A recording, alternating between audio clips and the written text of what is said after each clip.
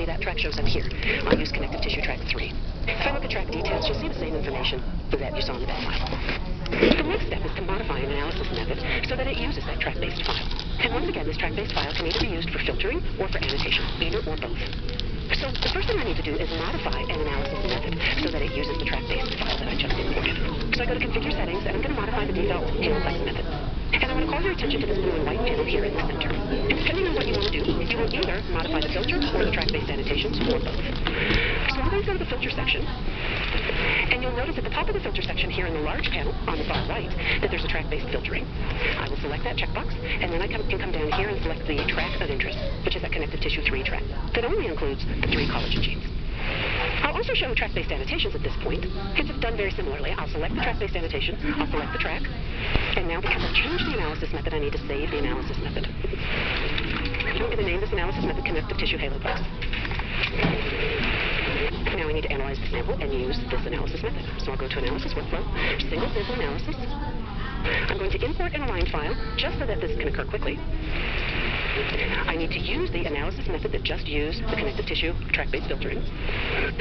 This is the HaloPlex Connective Tissue Illumina panel, so that's the design name, and the platform is Illumina. I'll select OK, and now I'm going to name this sample Filtered. The job will now start. Now that the job is completed, I'll go back into the triage view. And notice here that the only results that are reported are for the collagen 6A, 1, 2, and 3 genes. The fact that the mutation table only contains genes in these regions is due to the fact that I use track-based filtering. I also happen to use track-based annotations. And if I scroll to the far right, what you'll notice is a new column has been added that contains the track-based annotations. Now, I was a little boring when I set up that bed file because I didn't include any interesting comments here beyond the gene name. But these could have included notations like lethal, benign mutation, and the multiple word comments that I would use. And those would appear here in the far right. Again, this column appeared because I used track-based annotations. The fact that the mutation table only includes results from certain genes is a result of using track-based filtering. Now let's go on and talk about known variant analysis, which is a similar, related feature, but different in several key ways. Known variant analysis appeared in SureCall version 2.1, so it's not available in SureCall 2.0. And this is a slightly different analysis twist. You'll notice that the mutation table only includes positive results. So if a mutation has been detected, it will appear in the mutation table in the triage view. However, if a mutation has not been detected because the sample matches the reference allele, or if a mutation could not be called because there weren't enough reads to support making a call, then that mutation would not appear in the mutation table. So if you were setting up a screening test, you wouldn't know by the absence of the mutation whether the mutation was not present or whether there weren't enough reads to support that call. So the known variant analysis table is useful for reporting positive and negative results. So you can see SNPs, insertions, or deletions for specific mutations. The known variants will be flagged in the mutation table in addition to all the other mutations that were detected, and it will contain results only for the known variants. The requirements for the known variant analysis are similar than those required for track-based analysis. The input is also a tab-separated file, but it contains more information than a simple bed file. Like the bed file, it contains the chromosome, the start, the stop location. The next column is the allele of interest that you're looking for, be it a SNP or an insertion or a deletion. The next column contains the type of mutation that you're looking for. And then the last column contains the comments. And the known variant analysis works for single sample analysis methods only. Additional details can be found in the online help section of SureCall. The steps for importing a known variants table are similar to what you use for track-based filtering. In other words, you import that table using supporting files, known variants, add new. You specify the known variant table when the samples are input. In other words, this is not part of the analysis method. This is done when the input samples, design, and analysis method are specified. Then you run your analysis as usual, examine the mutation table, and generate the report. To import the data, you would go to supporting files, and this time again, designs, tracks, known variants. Make sure known variants is selected, then choose add new. Specify the known variant template file, and select that bed file. It's technically not a bed file. It's a tab-delimited file that contains the variants of interest. When you import this file, you need to specify what each column represents, and you must include these columns. These columns may be in any order, but all of these columns are required. For SNPs, the start and stop coordinate are off by 1, and for insertion and deletions, the alleles would contain the expected deletion that you're looking for. We'll import the known variants, and it will show up here in the list. Now we'll set up an analysis. We'll do single sample analysis. Again, this works for HaloPlex, SureSelect, QXT, SureSelect. It works if you import FASTQ files or if you import BAM files. I'll import a BAM file just to be expeditious with the analysis. Analyze this data with the default HaloPlex method. Again, this is a vanilla analysis method because the work is done at the known variants. The design, again, is a HaloPlex connective tissue Illumina. Design, the platform is Illumina. And the known variants, this is where you specify the known variants.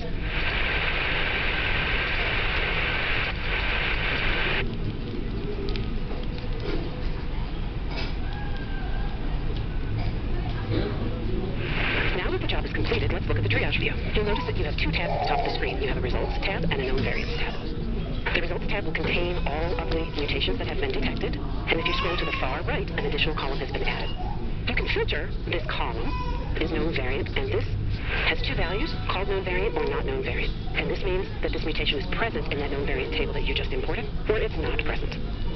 If I only look at the known variants table, these are the mutations that you'll see. If I generate a known variants report up here in the far right, and I look at the known variant report, the known variant report contains the known variants table at the top. This was the template that was imported. And then you'll see additional information for the variants that were found in that sample or not found in that sample. In this case, at the end, you'll see there's a section that says not found. So this variant was outside the region of the report, and this variant was not deemed significant. For the variants that were identified, you will find that the pathology lab comment, and that was the comment field from the input file, and then you'll see the mutation impact. So these are the mutations that were found. If I go to the generic result tab and I export the table, this will generate an Excel spreadsheet that contains all mutations, whether they were in the known file or whether they were not known file. And this contains all of the columns. And this Excel spreadsheet may be used to do further filtering if you wish to export all of the data. This tutorial has looked at both track-based filtering as well as track-based annotation, which has the advantage of being able to reduce the analysis candidates down to particular region-based. And then we also created a known variants table, which is a way to report results for particular mutations, whether they were present or absent, and to generate a known variant report. When you are reviewing a set of sample results in the triage view window, Sherco allows you to make changes to the results using a check-out and check-in system. Checking out the sample results allows you to make notes and edits to the mutations. Checking in the results then saves your edits and makes the results available for other users to check out and edit. To lock the results from any further editing, you must sign off on the sample results. Sherco technicians, scientists, and administrators can all check out and edit sample results, but only scientists and administrators can sign off. This video tutorial covers how to check out and check in a set of sample results, how to sign off on the results, and how to generate reports. To check out a set of sample results that you have open in Triage View, go to Change Status and click Checkout. These results are now checked out to me, which means other users on my SureCall system can open the results, but for now I'm the only one who can make changes. The changes that you can make to the sample results include suppressing mutations, changing mutation categories, and adding notes. See the video tutorial on reviewing sample results for more information on these editing activities. Anytime you are in Triage View, you can generate reports on the current set of sample results, which are accessible here on the Reports menu. SureCall offers different types of reports depending on the type of analysis. This is a single sample analysis, so the report types offered are the variant report, which is available as a PDF or an Excel spreadsheet, the QC report, and the custom NGS report. The variant report summarizes the mutations identified in the sample. When you generate this type of report, SureCall uses the calls as they are currently listed in the mutation table. So if you make changes to the results after you generate the report, you may want to generate the report again so that it contains the latest information. The QC report is a PDF that displays the QC metrics for the data that were calculated by SureCall during the analysis job.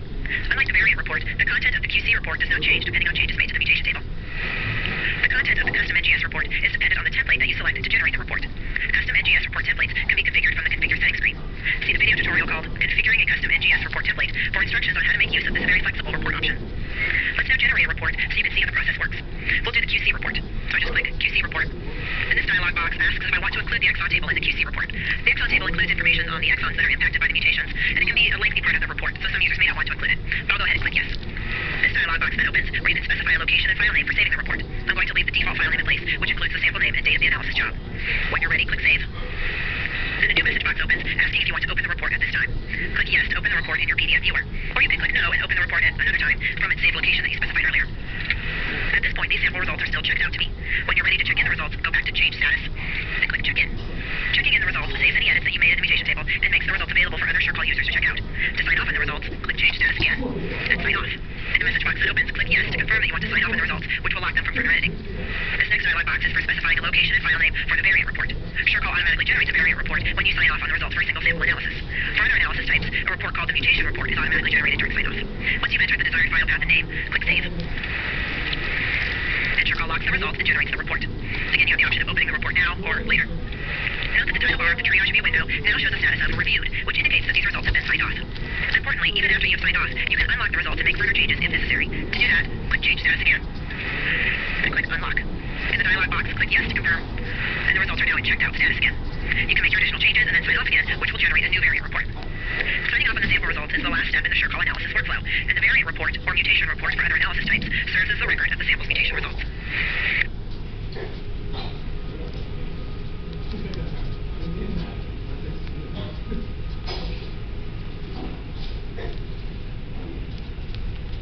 After completing the first wash, which is done at room temperature. Wash 2 is done using aliquots of wash 2 buffer at an elevated temperature, in this case specifically 65 degrees Celsius.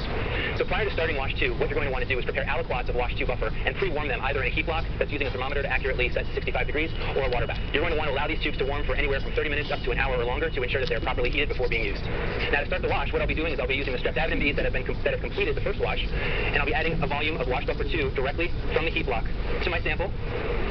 I'll then quickly move the sample to the vortexer, allow it to mix thoroughly, and then promptly put it on the heat block to start the first of 3 10-minute incubations at 65 degrees.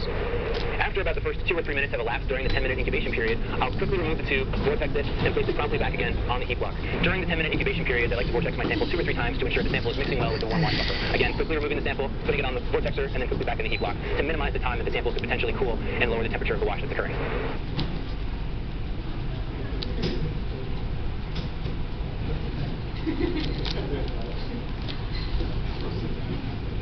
So for the first step of the hybridization setup for the microarray platforms, the first thing that we'll be doing is disassembling the hybridization chamber and then opening up the appropriate gasket slide and adding that into the hybridization chamber such that you can then load your samples. So the first thing to do is simply just loosen the top, slide this off, and then remove the top cover, and you can set it right above the hybridization chamber. The next thing that we'll be doing is opening up our gasket slide. Simply peel the plastic off completely. We can throw that away. And then either using a pair of forceps or carefully holding the edges or the barcode region or the label region of the gasket slide, which is shown right here in white, remove the gasket slide from its container without touching the interior sides of these gaskets, and then simply just rest it carefully into the hybridization chamber. Now that we've added the gasket slide to the hybridization chamber, prior to adding our samples to these gasket slides, the first thing I wanted to point out was that when you prepare your hybridization reactions, you'll notice that the hybridization buffer can have a tendency to become quite viscous if it's mixed vigorously or even vortexed. So be sure when you prepare your samples to pipette the hybridization solution very slowly with your sample, and that way you can prevent getting a lot of bubbles shown on the right. Now if for some reason you do have a sample that has a lot of bubbles generated in it, simply put that sample in a centrifuge and spin it at max speed for 1 minute to help reduce the number of bubbles in the sample. Before adding the samples, let me highlight the orientation of the gasket array. The first array will always be closest to the Agilent barcode, followed by the second, third, and fourth array on this particular gasket slide. So I'll be adding my first sample to the first gasket on the far left-hand side of the array. As I add the sample, I first want to be sure that I've centered my pipette over the middle of the area that I'll be pipetting the sample into. I'll then slowly pipette the sample onto the gasket slide, being sure not to introduce any bubbles as I do so. So now I removed one of my arrays from the slide box, and as you'll see, the slide actually contains 2 barcodes on either side. One side contains the name Agilent underneath the barcode, and on the back side of the array, there's only a number. In order to match up the active side of the array with our samples to hybridize, it's important to match up the Agilent with the Agilent side of the gasket slide like this. Before we add the microarray to the gasket slide to set up our hybridization, I want to briefly point out these 4 notches that are present at all 4 corners of the hybridization chamber. It's imperative that you line up the array such that the array does not get caught on these 4 notches when you sandwich them together. There are 2 ways to lower the array onto the gasket. The first way is to hold the array by its edges, carefully center it over the gasket slide, and gently place it on top of each of these samples. As soon as you've completed putting the microarray on top of the gasket slide, assemble the hybridization chamber by first putting the cover on top, and then carefully sliding the lid over the array and tightening. Once the threading is snug, give it 1 additional quarter turn to make sure that this hybridization is tightly sealed together. Now I'd like to demonstrate the second way to lower the microarray onto the gasket slide. To do this, use the second hybridization chamber, and you can use the lids of these chambers and turn them upside down and place them on either side of the chamber that you're going to be putting your array onto. Once the lids are in place, remove your microarray and carefully place the Agilent side